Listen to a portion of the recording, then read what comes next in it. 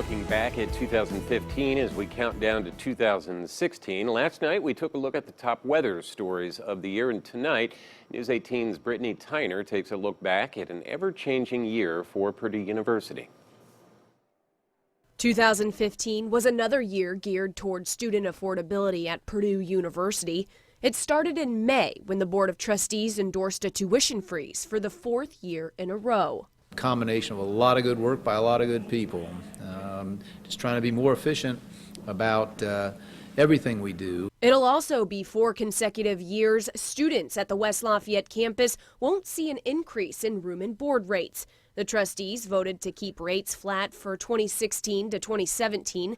After 2 years of 5% reductions in board rates and no increase last year, the rates will actually be lower than they were in 2012 to 2013.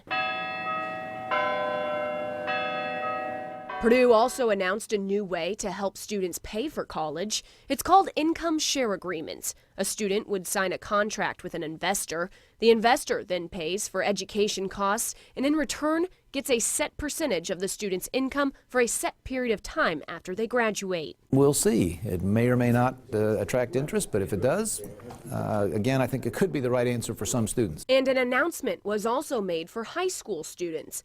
Plans were unveiled for the Purdue Polytechnic Indianapolis High School. The school will focus on science, technology, engineering, and math. The Indianapolis Charter School Board awarded a charter to the school. The first group of 9th grade students is expected to enroll in August of 2017. This is our attempt to really widen that STEM pipeline. President Mitch Daniels was rewarded for his efforts. In October, his contract was extended by 2 years.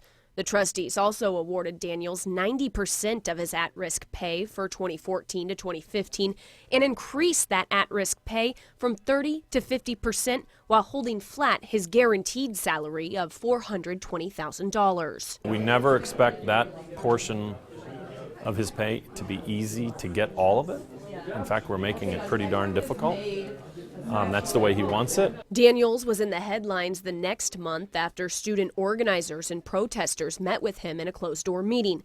The group, represented by the Social Justice Coalition, presented Daniels a detailed list of 13 demands, including things like a mandatory racial awareness curriculum. Daniels responded by announcing the creation of a Campus Safety Relations Committee. Oftentimes when we finally sit down face to face, we find out that some of the things that we have great divides on aren't that far apart. And finally, the university laid out some big plans for the future with the ever true The Campaign for Purdue University. It's a $2 billion fundraising campaign. It will focus on things like student support and research. It started in 2012.